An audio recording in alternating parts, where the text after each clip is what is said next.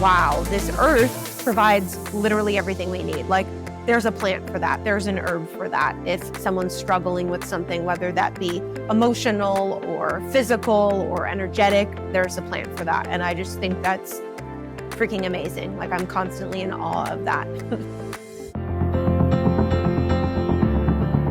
Welcome, tribe. I'm Maya Rose. And I'm Gerald Rogers. We're about to embark on another mind-expanding episode where we dive deep into the realms of psychedelics, sex, and the superconscious. This is a transformational experience of healing, manifestation, increased clarity, flow, and alignment. So join us on this sacred journey as we receive the codes of transformation from scientists and psychonauts, shamans, tantra masters, mystics, and more. Together, we'll unravel the secrets of plant medicine, sex magic, and other tools to tap into higher states of consciousness. So why are we here? To answer the call, to share our passions, and be advocates for alternative healing. So get ready for a ride that transcends the ordinary and leads you to the extraordinary, because living a legendary life is not just a choice. It's a sacred adventure. All right, my dear soul family, I'm so excited to introduce to you one of my soul sisters, Ally Lyons. And Hello. just feeling so grateful for the opportunity that we have a chance to connect. And one of my favorite things about hosting Psychedelic Sex and the Superconscious is the extraordinary people I'm meeting and the people that are up to really important things. And so Ally's got a background in both Reiki and yoga and herbologist. I don't know if that's what you call it. Like, she's got a background studying natural elements and herbs. And one of the things I really love about Ally is her and her partner have done what I've felt has been like so present in the field for so many people. You know, I talk to so many people who are feeling called to build retreat centers or create sacred spaces for this work to happen. And Ally's doing it. She's like got this beautiful like 13-acre property in Connecticut where they've created this like really sacred space for people to journey and to heal and to experience magic. So today we get to talk about all of that. We get to talk about, you know, this magic of creating and serving in the world and utilizing these sacred substances to expand our consciousness and to heal our hearts. So without any further ado, ladies and gentlemen, give it up for Ally Lyons. Yeah. Thank you. I'm excited to be here. Yeah, I would love as we begin for you to just take a moment and share with the people that are listening just a glimpse into your heart. Just what's alive in your heart that you want to share with the people that are listening right now to help them get to know you at a deeper level. What is in my heart? I would say something that is presently in my heart would be this idea of living in partnership with Mother Earth and nature. And part of that is realizing that the earth provides us with everything that we need. And we don't need anything more than that. We're meant to be in balance and harmony with the earth. And I think we've gotten so far away from that in our current society that like a lot of us are finding our way back to that. And so that's something that's currently very present for me and definitely in my heart and something I could talk about for hours and enjoy getting into conversation about. So yeah. Yeah, let's talk about that because I think it's like a very present thing for everyone. Like this last week, I had an opportunity to spend down in Baja, Mexico with some of our tribes as part of our Burning Man camp. And we got to drop in and do ceremony. And just, it was so beautiful because it was right on the beach. So we got to go walk barefoot on the beach and we got to eat like this really healthy food that these chefs had created. And it was like a very, very beautiful opportunity to like reattune ourselves to nature. And I think you're right. I think most people are very out of tune. They're so stuck on their electronics or so stuck in big cities or in their houses that I think if you even ask the average person, when was the last time you really looked at the stars? Like most people just don't, right? Talk to me your journey with that, because I know you kind of like moved from big city energy to country energy, and talk about what that transition was like and what that's done for your nervous system, for your health, and just for your state of mind. Yeah. For many years, I jumped from city to city. So I've lived in Austin, Texas, Los Angeles. I lived in New York. I lived in Boston, which I'm originally from. And for many years, I always said I had to live in a city that had things open 24/7. And I couldn't imagine not living in a city. And then something happened a couple years ago. And it was almost like the universe like slapped me in the face or something. And I woke up one day and I was like, I feel so out of alignment with like the universe and the world. And I think that living in a city with all of these lights and radiation around me and the noises and the concrete and the lack of just green and fresh air is like hindering my intuition and my gifts and just living a calmer, more easeful life and impacting my nervous system and my health in many ways. And I was like, I think I'm done living in a city, which I couldn't believe I even was like thinking or saying. And then that then triggered me to go, all right, well, what would it look like if I lived outside of a city? And all of a sudden I'm a very visual person. And so I started having all these dreams and visualizations and meditations of like living literally like in the woods, which also was kind of funny to me because I always was like called to the beach and always wanted to be near a beach. And so the cities I lived in were always near a beach or I had access to the ocean. And all of a sudden I had this like deep yearning and desire to live amongst trees and be around a bunch of deer animal energy and have like endless grass to frolic in and ensure kind of the vision that my partner and I started crafting together, which was funny as we kind of started coming together on our own, finding a similar vision on our own, and then happened to get into relationship with one another and be like, oh, wow, like we're creating the same vision. This is really, really fucking cool. And so enter kind of the idea of living out in nature. And we started kind of searching around all over the Northeast. And we were like, we're going to feel it when we find the lands that we're meant to be on. Like the lands will call to us. And yeah, that's exactly what happened as we started looking at different properties and different land and just like really feeling the energy into it. And this specific retreat space that we ended up in Connecticut, before we even saw the inside of the house, we were at the end of the driveway and we both just like paused and we were like floored by the energy. And we were like, this is where we're supposed to live. Like it was like a whole body reaction. And we're like, we didn't even get into the house yet. And we were like, this is it. And then we walked into the house and we were like, oh, wow, this is literally the thing we've been visualizing for the last like 9 months. Like this is where we're supposed to be. And just like that, we were here and it's been just magic ever since, which has been really cool. That's so incredible. And I'm so proud of you. I'm proud of you for having that vision. I'm proud of you for listening and following through. If you were to like go back and dissect, like if you were to like create a formula for manifesting that, like what was it that you did in your life to be able to go from idea to visualization to actually manifesting it and finding it? Like what's the formula for manifesting it? I love that question. So first and foremost, we started crafting out, okay, like what are the physicalities of the space? Like, what do we want it to look like? What do we want it to smell like? Well, what do we want to feel like? Also crafting further things such as like, hey, what's the community space and the energy of that community that we envision this property being in? And also do we have the capability of like expanding, and is it going to be this like gravitational pull is kind of what we said. So literally by talking through it with each other, really crafting through like what it's going to look like down to the very fine detail, as many people do when they're looking for a home, is, hey, what are your must-haves? What are your nice-to-haves? And we did all of that out. And then we started utilizing, once we got super clear on what that looked like and felt like, and we could visualize it and feel it and imagine ourselves there. What does our nervous system feel like when we're there? Like what shifts in energy stuff is happening there? Imagining people being in the physical space and how do they feel being in the space? What is it like to even drive to the space or walk around the space?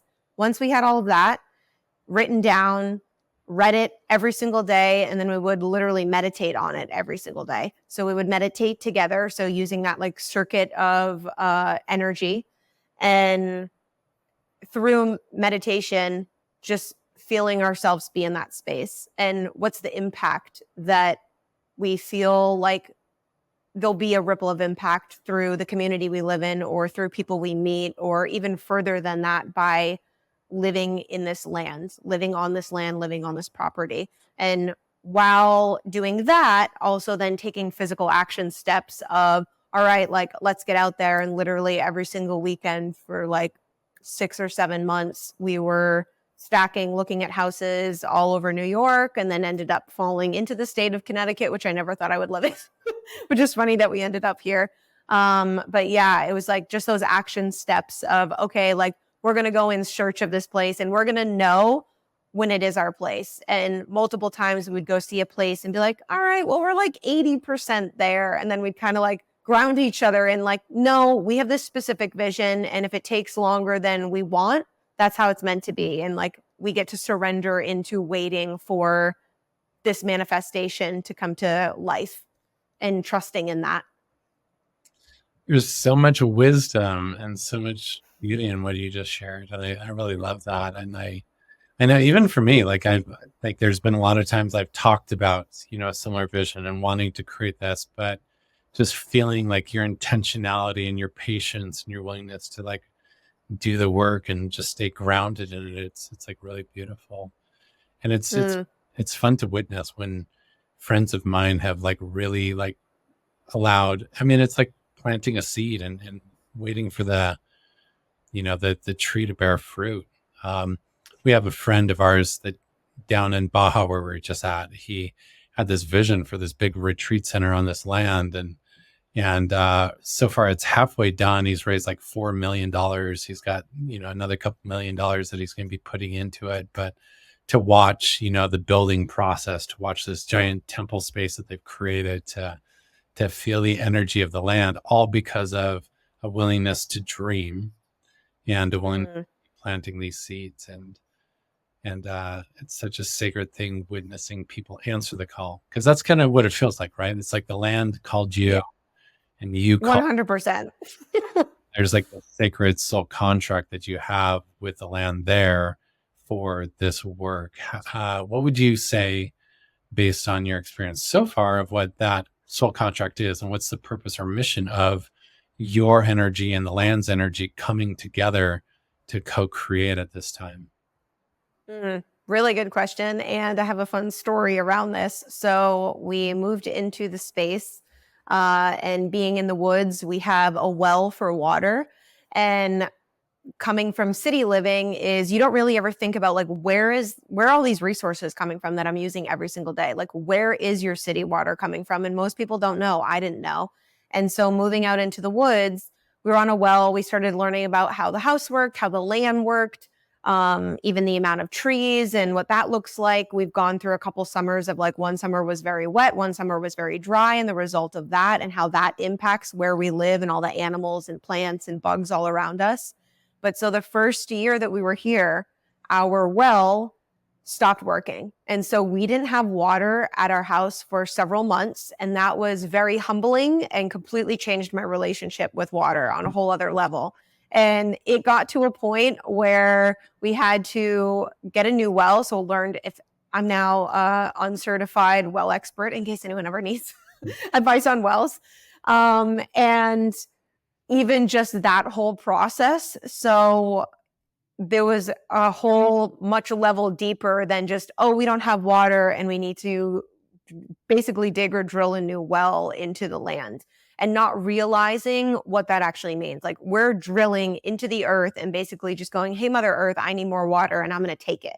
And so even recognizing the energy exchange of that. And so the well company came and they drilled a well, got down to 600 feet below the earth and still no water. And at that point, they were like, we're going to keep digging. We can also hydrofrack the well, which means they're like basically blowing up the earth underneath, which sounds pretty intense. And I was like, all of this just feels like wild. And I was working with someone, one of my spiritual teachers at the time, and I had this realization in a session with her of, okay, Mother Earth at the end of the day is the greatest like feminine energy. And when feminine energy doesn't feel, or the feminine doesn't feel safe or secure, they close up and the feminine energy gets tighter.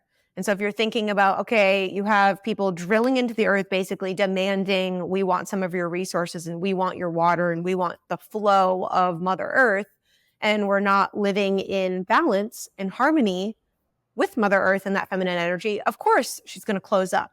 And so I started doing all of these like rituals and ceremonies on the land, basically apologizing to the land for the previous owners, because there was a lot of also like energy around that. The previous owners, I wouldn't say treated the land with much respect. And so I was like, I think we're here to like rebalance that relationship with the land and remind the land that like we can live in harmony and we're not here to just take and destroy, but here to actually help her flourish. And so we started doing all this like energy work with the land and literally speaking to Mother Earth as she is another energy being, and one of the greatest resource that we live on. And literally upon doing that, within like maybe a week or so, we started seeing all these mushrooms sprouting up all over where the new well was, and then all over our property, like nothing I've ever seen before. All these different types of mushrooms too. And then the well people came back, they went to go check on the well, and all of a sudden it was like overflowing with water. And they were like, this is like magic. Like, I cannot believe that this is happening right now. And I was like, well, it is magic.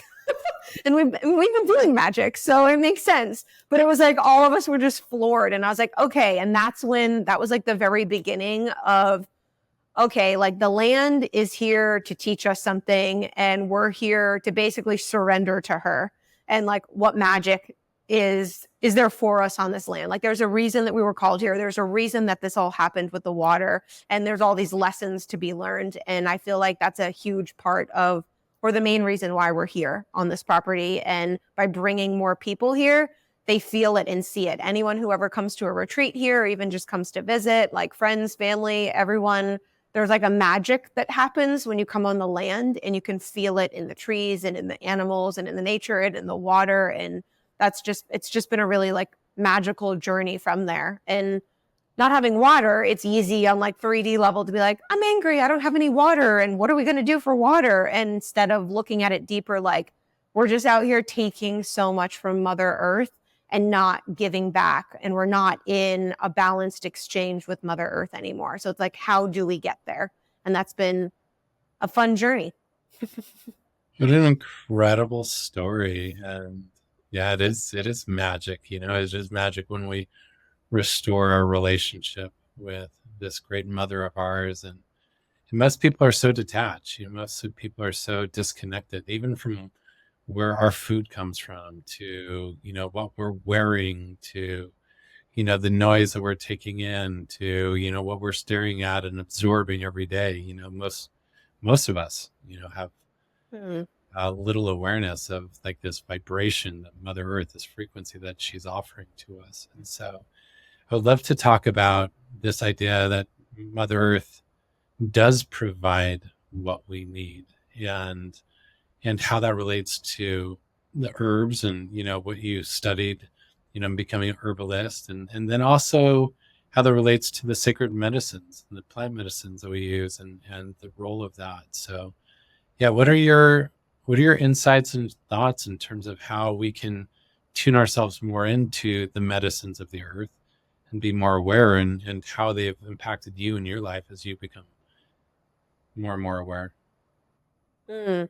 One thing I learned from my herbalist teacher, which I absolutely loved, is just that plants are medicine. And obviously I feel like we hear that a lot in the plant medicine space, but coming outside of even thinking of like the mind altering plants, but just all plants are medicine. And the earth literally is growing and providing everything we need. So when I think now with our cultures, we're such a like big pharma culture where there's a pill for that. There's always a pill for something. And that's really just masking the root of what's there, versus plants that come from the earth are literally rebalancing us and helping us heal the root cause of it.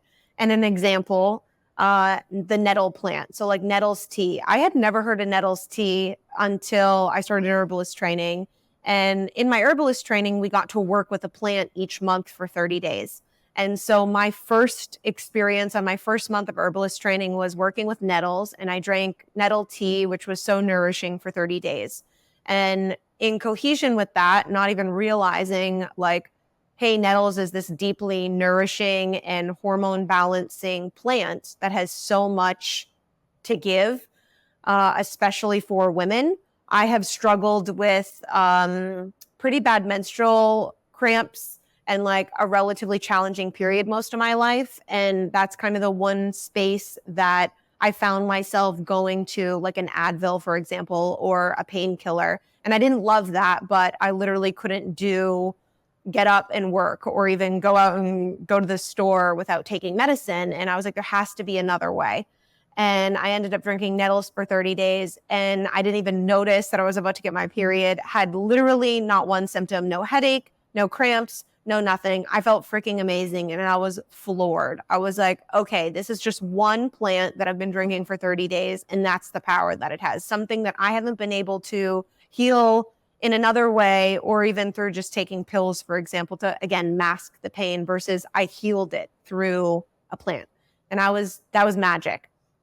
And then on the other side of that, when you think about something like psilocybin, for example, or mushrooms, is, all right, the healing powers that are there as well, and letting us go deeper into our soul, letting us get layers deeper into connection with the earth, connection with each other, and almost like removing the masks that we walk around with. And so recognizing that, like, wow, this earth provides literally everything we need. Like, there's a plant for that. There's an herb for that. If someone's struggling with something, whether that be emotional or physical or energetic, there's a plant for that. And I just think that's freaking amazing. Like, I'm constantly in awe of that. What are your ways of like getting educated? Like, for instance, nettles. Like, how did you learn that that would be a solution for your menstrual cramps? And like, what was your process in finding that? Because I think we're all aware that there's this deep ancient wisdom, and there's like these masters that understand these ancient healing technologies of, you know, medicine and mantra or whatever it might be. But I think it feels elusive to a lot of us in terms of knowing how to actually find the solutions that we're looking for.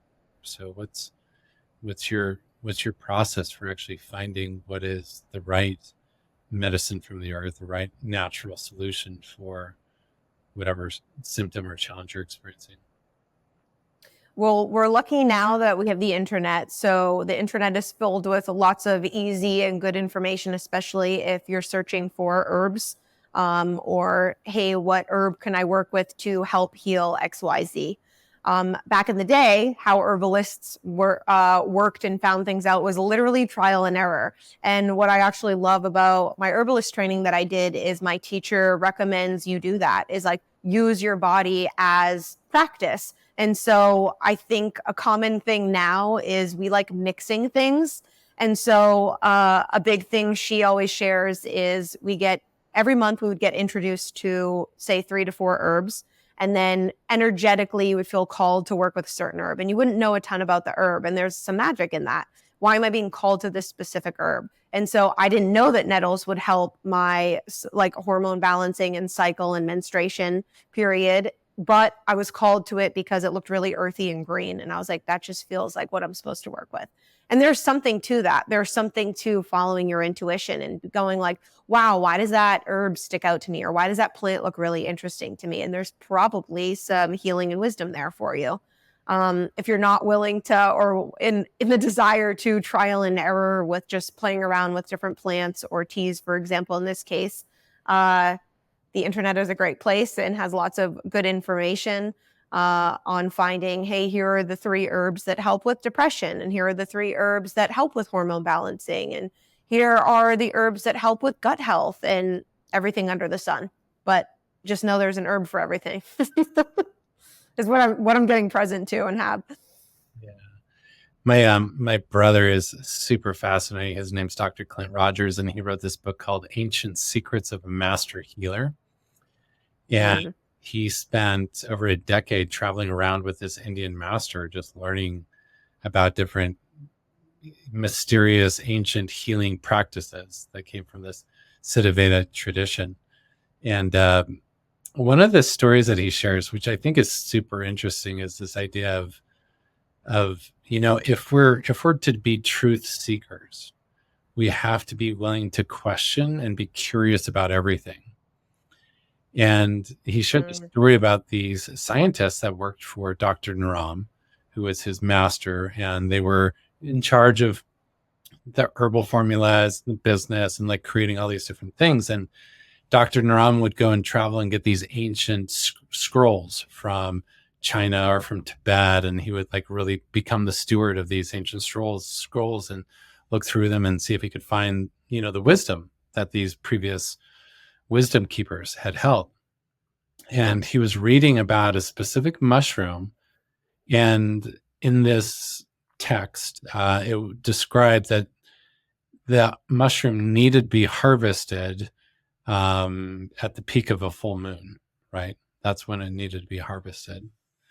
And Dr. Rome shared with these scientists that they needed to do this. And the scientists were like, this is ridiculous. This doesn't make any sense. Like, why would we, wait until the middle of the night, at the peak of a full moon to be able to harvest mushrooms when we can just do it like in the middle of the day? Like, these mushrooms are ripe. And Dr. Ram was like, well, if you think that, then you're not a scientist and you don't work for me. You're like, what? It's like, yeah, you're not a scientist because clearly you're not willing to actually test a hypothesis to see what's actually true. That And curiosity, that experimentation. Yeah, and I think that's so true. And I was talking to someone that works, in the pharmaceutical industry, and there's like this pervading sense of like Western medicine and how it's done, and it's kind of lost that curiosity of like, well, does this work or why does this work? But anyways, turns out with these scientists that they agreed to test it out, and sure enough, when harvested at the peak of a full moon, like these mushrooms were like 10 times more potent than they were just when harvested, at any other time. It was like this really I love that book, by the way. Yeah. It's like such an interesting awareness that, the earth really does have her mysteries and her ways of doing things, but it requires an incredible level of curiosity. And I love how you talked about it, the earth being like this feminine energy, how you can't just project your ideas on how it should be. You have to be willing to be curious and open and like invite that wisdom to be shared with you. And I really think about that with plant medicine specifically, how when we drop into ceremony, when we partake of these plant medicines, we're establishing a relationship with it, and it's not a relationship where we can be like, hey, this is the outcome I need. Like that controlling masculine is like, this is what I need you to do for me. It's like instead like approaching psilocybin or ayahuasca or or whatever it might be is like this relationship. It's like, hey, I'm inviting our frequencies to commingle and to co-create and to help me in a way. And I think that's a really refreshing mentality for people as it relates to plant medicine, because I think there's a lot of people who abuse it, a lot of people that aren't aware of it. They don't listen to it. They don't know actually how to build a relationship. So what does this look like for you, say within ceremony, whereas you're partaking or sharing of plant medicines? How do you actually establish that relationship, and how do you listen to the frequency or the wisdom of the plants as you're in that experience? Yeah, and I love what you shared too and this reminded me of going into like plant medicine on my own, or even seeing in journey spaces as well, is we can walk in with whatever 20 intentions we want or one intention we want. And I always remind people, great to have an intention, and just know that the wisdom of the plant is going to gift you with whatever the plant has for you today. And it might have nothing to do with the intention that you're walking in. As we walk in with this, like, again, let's masculine, like, I'm going to control this by saying, oh, I want this intention. But the whole point of the medicine is it has its own wisdom for you and its own magic for you. And when we surrender to that and trust in that, that's where the magic is.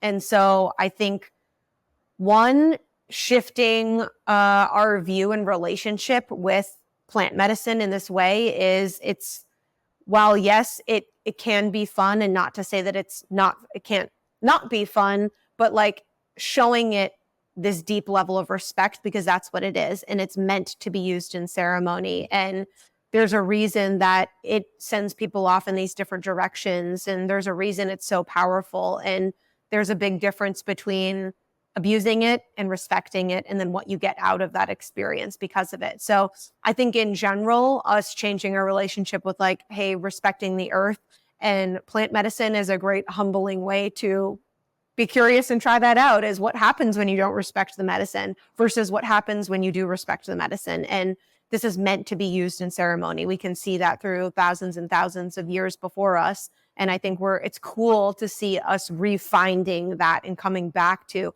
oh yeah, this is meant to be in a ceremony. This is meant as medicine, not as willy-nilly. I just take it to have a great time whenever I feel like it. But hey, I'm going to honor this and know that there's deep medicine and wisdom in this plant for me. Yeah. So what are the plant medicines that you have developed the deepest relationship with, and what does that relationship look like for you? Mm. For me, I would say mushrooms for sure. I have this like deep connection with psilocybin, and I think a big part of that is just this natural plant that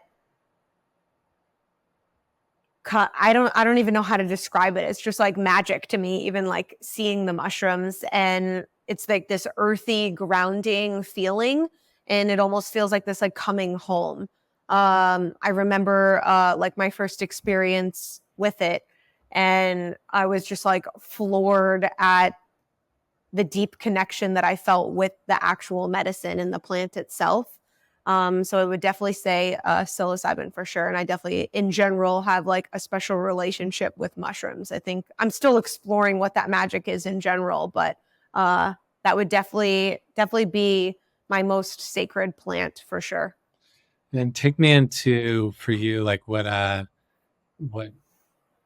journey or a ceremony looks like for you with that relationship with mushrooms, and maybe any specific moments that you've had that have been like really defining moments for you, or that you've been able to experience yourself deeper, or just like take us into like a really magical, memorable moment that you've had in an experience with psilocybin.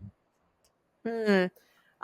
When we first got to this property and moved in on the land, I while yes, we're moving in, I just couldn't get out of my head like this universal message that like I deeply need to experience some plant medicine on the land. And that's kind of the like welcoming into the land. And I just kept hearing it over and over again. And I was like, all right, we're here, we'll do it like first month. And so I went on a journey on our property, and that was one of the most magical experiences I've had with the plant. And I was outside, and we have this like centering tree and centering rock that just kind of I almost want to say like protects the land, or like is like the gatekeeper of the land. And I sat there meditating in this space, just like gazing at this rock and tree for hours, and watched the world go by all around me. And it was like feeling this deep pain almost from the land and from the earth, and all these experiences and emotions and feelings that the earth has felt over time, and specifically on our land. And I just kept apologizing to the land for humankind and for all the things that we've kind of taken and done to the earth without this perfect balance and harmony exchange that we've talked about. And so I just spent this entire journey reconnecting with the earth, and I was like felt this deep call of like, okay, this is why I'm meant to be here, this is why the land called, and this is like just the beginning. And that's what it felt like, and it still does feel like it's just the beginning. And there's something so magical about that specific plant medicine on this property, and I don't yet know why or what it is, but that was definitely like this deep call and connection that I had as soon as we moved in. Yeah.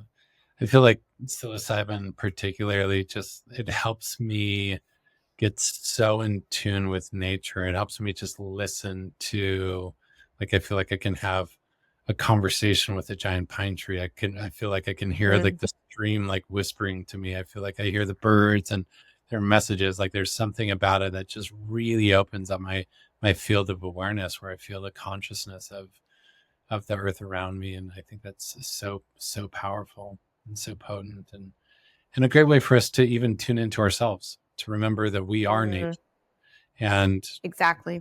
for us to like actually feel that nature singing within us and wanting to be in tune with the elements around us. So Mm. uh, we just have a few more minutes right now, but I would love for you to just share any, I guess, any of your soul wisdom that you would have, or you would invite the world or those that are listening to remember as we're engaging in our relationship with these sacred plants, as we're engaging with the world, and what we can do to be better stewards of this planet, what we can do to be better stewards of our bodies, what we can do to be better stewards of just the life force energy that flows in us and around us and through us. I love that. I would say just looking at everything as what it is, which is sacred. Like the earth is magic. And I think we take it for granted, like how many resources we constantly have from it. Like you said, I think at the beginning of our conversation here is like, do you know where your clothes came from? Do you know who made your clothes? Do you know what materials and resources it took to get those clothes on your body? Same with food. When we go to eat, sit down, and the next time you have a meal is like, how many different resources and people did it take to have that meal that you're about to consume? And how much slower and more mindful then do you consume that food, knowing that it took 50 people to get it on your plate, or however many resources from the earth to get it on your plate? And then looking at the same as the land that you live on. Do you know the tribe that originally was on that land before colonization, and what wisdom may be there, what healing might be there, and knowing that we're all deeply connected to that? So I would say getting curious about your own individual life and how connected you actually are to the earth, because I think right now we've become so far removed, and we're finding our way back to realizing, okay, like we're meant to be in harmony because we're part of it. And what does that look like? And I think the first part of that is that curiosity of, all right, well, where does everything come from, and how did it get to be this way, and how can I live more, maybe more intentionally, even if it's just one thing that I'm doing differently?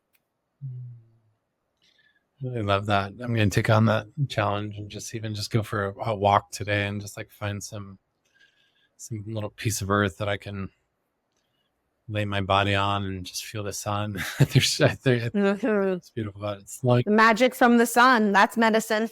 uh, I remember watching this whole documentary on grounding, which is just like barefoot walking and the healing power of just having the frequency of the earth go through your bare feet, and just the importance of that. And so often I'm so in my city and wearing my rubber shoes and like, disconnected from that. So today's like a good reminder. It's like, oh, I'm going to actually take my shoes off. I'm going to actually feel Yeah. and actually pause before I stuff food in my face, and just like get like in tune with like where it came from and the energy of the earth that it's offering me, and experiencing with a deeper level of gratitude. So really I love that. appreciate the reminder. Ali, is there any place that people that are listening can find more of you? If they want more Ally Lyons in their life, where If you want more Ally Lyons, Instagram would be the best place to find me. And that's at ALZ, Owls, Lyons, Lyons, right on Instagram. amazing. Thank you so much. Yeah. Thank you for the work you're doing. And thank you for answering the call to Thank be a you. steward of that sacred land. I can feel like the land just feeling grateful that you and your beloved have answered the call and are stewarding that. And I'm so excited for all the people that get to experience that space with you. So, Thank you.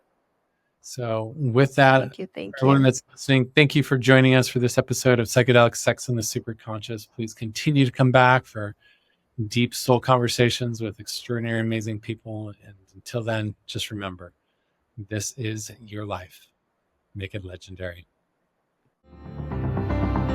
Thank you, legendary explorers, for joining us on this cosmic journey today. Your curiosity fuels our exploration of psychedelics, sex, and the superconscious. If you're hungry for more, dive into our website and connect with us on social media. All the links are in the show notes. And stay tuned for our next mind-expanding episode. We can't wait to talk to you again in our next adventure. Until then, remember, this is your life. So, make it legendary.